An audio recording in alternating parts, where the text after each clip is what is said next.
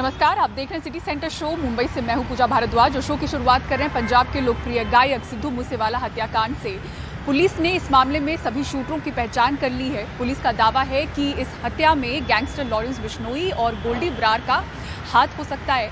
हालांकि शूटर जो हैं वो अभी भी पुलिस की पकड़ से बाहर हैं। मानसा से देखिए मुकेश सिंह सेंगर की ये रिपोर्ट। जिन शूटरों ने सिद्धू मूसेवाला पर गोलियां बरसाईं, उन सबकी पहचान हो गई है। ये दावा पंजाब पुलिस का है। पुलिस के मुताबिक हमले में बोलेरो और कोरोला कार का इस्तेमाल हुआ। हमलावरों ने आगे जाकर कोरोला कार छोड़ दी थी और एक राहगीर की ऑल्टो कार छीनकर भागे थे। पुलिस ने तीनों गाड़ियां बरामद कर ली हैं। अभी तक 3 तरह के हथियारों के इस्तेमाल के सबूत मिले हैं। इस जुर्म में 2 गाड़ियों का प्रयोग किया गया है, कोरोला और बोलेरो, और एक अनुमान है कि 6 से 7 शूटर्स इसमें दोनों गाड़ियों में मिला के जो हो सकते हैं। जो ऑल्टो कार है वो स्नैच की गई थी क्राइम के बाद में। हत्याकांड में सर किस तरह के वेपन का इस्तेमाल किया गया? अलग अलग वेपन थे, किस तरह के वेपन थे? अभी डिटेल में कहना मुश्किल होगा क्योंकि बैलिस्टिक रिपोर्ट पेंडिंग है, पर 7.62, 9 mm और 0.45 बोर्स और 0.30 बोर हमें वहाँ पे मिले जो कि प्रोहिबिटेड बोर्स हैं।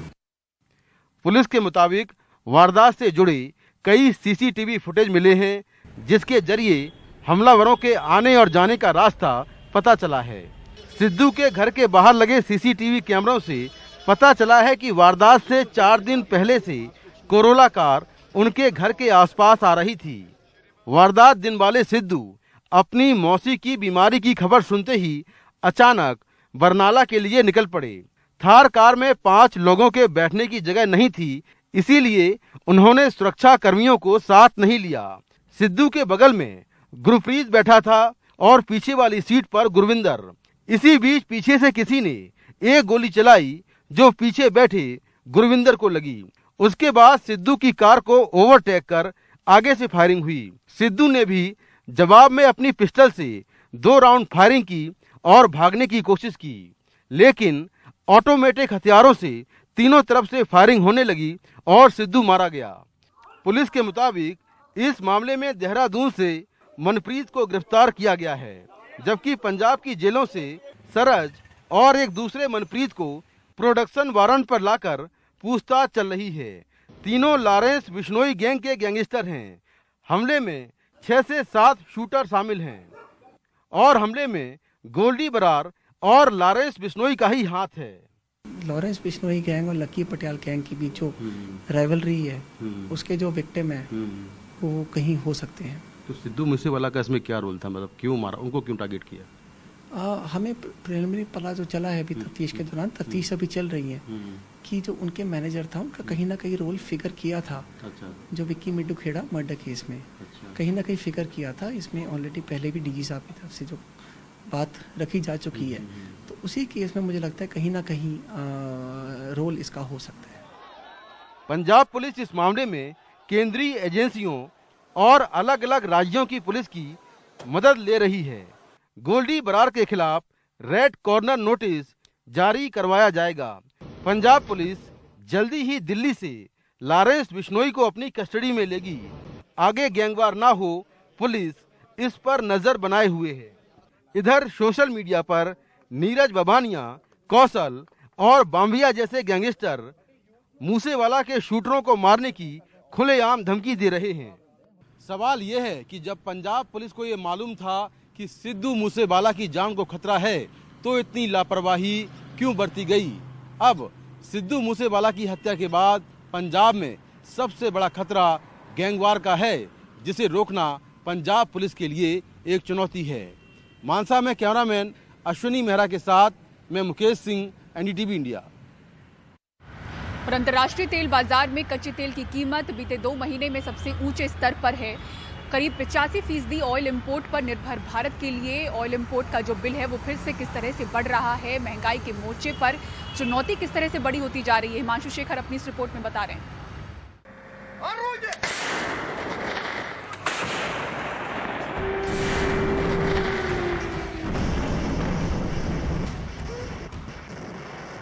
यूक्रेन पर हमला करने वाले रूस से तेल खरीद में यूरोपियन यूनियन ने जिस बड़ी कटौती का ऐलान किया है उससे अंतर्राष्ट्रीय बाजार में ब्रेंट क्रूड ऑयल की कीमत मंगलवार को $124 प्रति बैरल तक पहुंच गई, जो पिछले 2 महीनों में सबसे ज्यादा है। पेट्रोलियम मंत्रालय के ताजा आंकड़ों के मुताबिक 31 मई 2022 को कच्चे तेल के इंडियन बास्केट की कीमत बढ़कर $118.31 प्रति बैरल तक पहुंच गई। इसके साथ ही मई महीने में कच्चे तेल के इंडियन बास्केट की औसत कीमत $109.51 प्रति बैरल पर पहुंच गई। अप्रैल में कच्चे तेल के इंडियन बास्केट की औसत कीमत $102.97 प्रति बैरल थी। जाहिर है, बढ़ती महंगाई को नियंत्रित करने की कोशिश में जुटी भारत सरकार की मुश्किलें बढ़ती दिख रही हैं। मंगलवार को 2021-2022 की चौथी तिमाही में जीडीपी की विकास दर गिरकर 4.1% रह गई। The global crude oil price is heading back towards $120 in terms of Brent crude prices. Brent crude oil के इंडियन बास्केट की कीमत फिर $120 की तरफ बढ़ रही है। देश में महंगाई दर ऊंची बनी रहेगी क्योंकि इंपोर्ट प्राइस प्रेशर बढ़ रहा है। Crude oil prices to jump. हालांकि भारत सरकार कच्चे तेल के मोर्चे पर बढ़ती चुनौती से निपटने के लिए आश्वस्त नजर आ रही है। अर्थव्यवस्था की दृष्टि से देखा जाए जीडीपी के नंबर्स भारत के लिए बहुत संतोषजनक या बहुत उत्साहवर्धक है कि दुनिया भर में सबसे तेजी से बढ़ने वाली अर्थव्यवस्था आज भारत है। 8.72% की दर से बढ़ना एक अपने आप में दिखाता है, 8.72% की दर से तो अपने आप में दिखाता है कि बहुत तेजी के साथ बढ़ रही है और दुनिया ने इसको माना भी है। मगर तेल अर्थशास्त्री किरीट पारेख के मुताबिक रूस यूक्रेन युद्ध अगर लंबा खिंचा तो कच्चे तेल की कीमत और महंगा होकर 130 से $140 प्रति बैरल तक पहुंच सकती है। भारत के लिए बहुत चिंताजनक बात है, क्योंकि एक दफे जो ये यूक्रेन की जो लड़ाई चल रही है जल्दी खत्म होने वाली नहीं लग रही है। अभी ऐसा चलेगा तो थोड़ा 130-140 भी हो सकता है। इसमें भारत की क्या ऑप्शंस है? मेरा ख्याल से हम 2 चीज़ कर सकते हैं। एक तो पहले हम ईरान से क्रूड लेते थे रुपीज़ में और बार्टर में, कि हमको ये फिर चालू करना ही चाहिए। और दूसरी बात है कि हमको ज़्यादा ऑयल रशिया से भी लेना चाहिए। पिछले ही महीने भारत सरकार और कुछ राज्य सरकारों ने पेट्रोल डीजल की कीमतों को नियंत्रित करने के लिए उन पर एक्साइज ड्यूटी घटाई है, लेकिन इसके बावजूद पेट्रोल और डीजल पर टैक्स का हिस्सा अब भी ज्यादा है। अंतर्राष्ट्रीय बाजार में कच्चे तेल की कीमतों में हो रही बढ़ोतरी की वजह से महंगाई के मोर्चे पर भारत सरकार के सामने चुनौती फिर बड़ी हो रही है। रूस और यूक्रेन के बीच युद्ध को लेकर बढ़ती अनिश्चितता की वजह से अंतर्राष्ट्रीय तेल बाजार में कच्चे तेल की कीमतों में आने वाले दिनों में और बढ़ोतरी का अंदेशा है। ऐसे में इस बढ़ती चुनौती से निपटना भारत सरकार के लिए आसान नहीं होगा। दिल्ली से सचिन के साथ Himanshu Shekhar, LTV India. Money laundering मामले में दिल्ली के स्वास्थ्य मंत्री सत्येंद्र जैन को लेकर बीजेपी ने केजरीवाल को घेरा है। स्मृति ईरानी ने कहा है कि सत्येंद्र जैन काले धन के मालिक हैं। उन्होंने कहा कि केजरीवाल जैन को क्यों बचा रहे हैं, गिरफ्तारी के बाद भी जैन आखिर मंत्री कैसे हैं। उन्होंने कहा कि क्या एक गद्दार को पनाह दे रहे हैं केजरीवाल। कल केजरीवाल जी ने अपने प्रेस के वक्तव्य में कहा, भ्रष्टाचार मतलब देश के साथ गद्दारी। केजरीवाल जी, विनम्रता से मेरा अंतिम सवाल, क्या आप देश के गद्दार को पनाह दे रहे हैं? मैं तो हमेशा से कह रहा हूं कि वो सबसे कट्टर ईमानदार आदमी है, कट्टर देशभक्त आदमी है सत्येंद्र जैन। उनको गलत तरीके से फंसाया जा रहा है, पर कोई बात नहीं, ईडी जांच करना चाहती है कर ले, सारी जांच से साफ सुथरे निकल के आएंगे। और वो तो ऐसे व्यक्ति हैं जिस पे देश को गर्व होना चाहिए। उन्हें तो मुझे लगता है कि पद्म भूषण, जो भी सबसे टॉप है, पद्म विभूषण देना चाहिए। तो जो भी है, लेकिन वो ईडी वाले कर ले, सारे लोग जांच कर ले उनके। सीबीआई ने और इनकम टैक्स ने तो जांच कर ली, उन्होंने तो पाया कि भाई सत्येंद्र जैन पाक साफ है।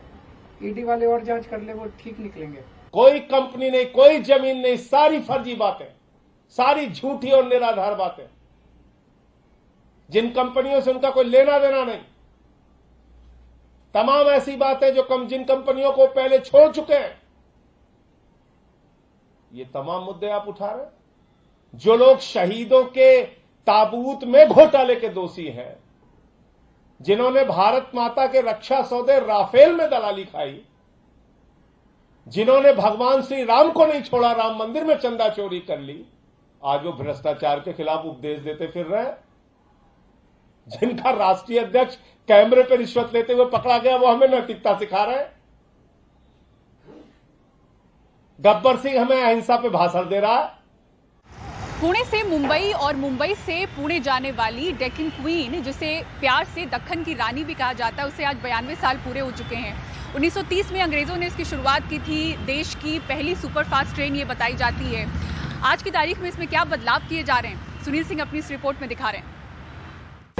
डेक्कन क्वीन यानी कि दक्खन की रानी आज 92 साल की हो गई है और यह है उसका 93वां साल आज से शुरू हो रहा है। और आज से इसे एक तोहफा मिला है LHB कोच का। साल 1930 में इस ट्रेन की शुरुआत हुई थी, यानी कि अंग्रेज़ों के ज़माने में शुरुआत हुई थी। कल्याण से पुणे जाती थी, तब इसमें सिर्फ 7 कोच हुआ करते थे और ये पहाड़ों के बीच से होती हुई ये ट्रेन गुजरती थी। सुंदर मनोरम दृश्य देखते हुए लोग चलते थे। लेकिन धीरे धीरे ये ट्रेन जो उसमें कि अब तक पारंपरिक कोच लगे हुए थे, अब आधुनिक और सुरक्षित कोच यानी कि LHB के कोच इसमें से आज से लगा दिए गए हैं। और अब हम आ गए हैं इस LHB कोच में। देखिए, ये सामने आते ही ये अपने आप खुल गया। ये लगेज के लिए इतनी जगह बनाई गई है और अंदर आरामदेह कुर्सियां लगी हुई हैं।